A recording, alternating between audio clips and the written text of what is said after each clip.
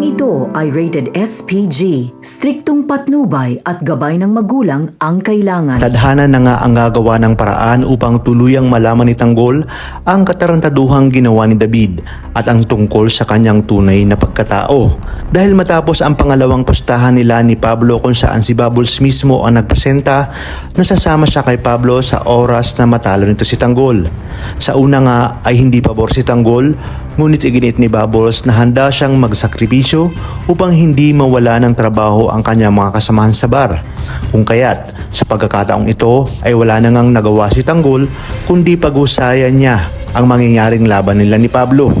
Ayon kay Boss B, huling pagkakataon na nila ito para mabawi ang bar at hindi nga mapunta si Bubbles kay Pablo.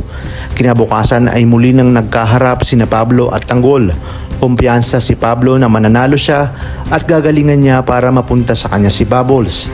Ngunit hindi naman magpapatalo ang ating bida dahil ipinangako niya kay Bubbles na ipapanalo niya ang laban. Kung kaya't di kalaunan, ipinamalas na ni Tanggol ang kanyang galing sa bilyar at talagang walang mintis na pumasok ang huling bola. Dito nga ay naghiyawan ang mga tao at tuwang-tuwa sina Boss B at Bubbles. Nainis naman itong si Pablo at sinabi na hindi siya titigil hanggat hindi napapasa kanya si Bubbles. Iginiit ni Tanggol na wala ng karapatan itong si Pablo at huwag itong pikon sa kanyang pagkakatalo. Dahil sa inis nga ay inutusan ni Pablo si Ruben kung sino ba talaga itong si Tanggol at bakit doon siya nakatira kina Bubbles. Malaking tinik umano ito para makuha niya si Bubbles.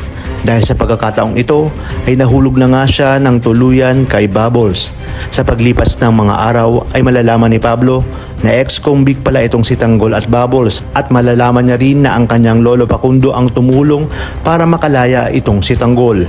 Hindi lang ito, dahil malalaman din ni Pablo na Jesus Nazareno din pala ang tunay na pangalan ni Tanggol at kapatid ito ni David na kinikilala niyang Jesus. Kaya naman nalaman niya na nagpapanggap lang si David at gagamitin niya ang kanyang mga nalalaman upang makapaghiganti kay David. At syempre sasabihin niya kay Tanggol ang buong katotohanan para si David na umano mismo ang tumulas kay Tanggol. At masaya niyang panonoorin kung sinong matitirang buhay kina Tanggol at David.